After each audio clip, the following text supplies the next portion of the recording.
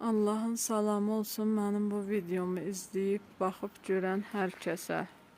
Mən Gədəbəy rayon sakini Yusifova Ülviyə. Gördüyünüz bu çox daxmada yaşayırıq biz Gədəbəy rayonunda. Baxın evimizin vəziyyətinə. Qabaqdan da soyuq qış gəlir. Artıq evimizdə uçur. Yaxından da baxın. Baxın.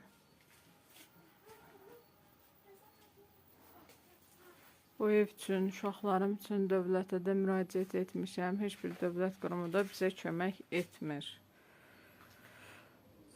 Bu evi çəkməkdə məqsədim mənim heç kimdən maddi yardım istəmirəm ev üçün. Sadəcə xahiş edirəm, mənim bu videomu götürüb paylaşın, dəstək olun.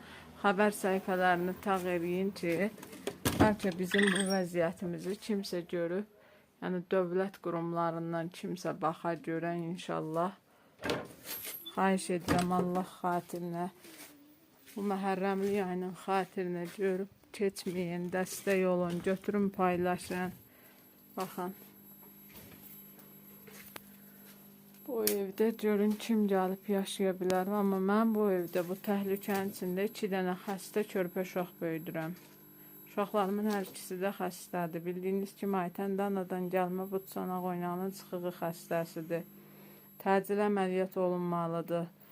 Məbləğini toplaya bilsə, inşallah bu ayın axırında əməliyyata getməlidir. 8.000-ni toplamışıq, 14.000-nin 6.000-i qalıb.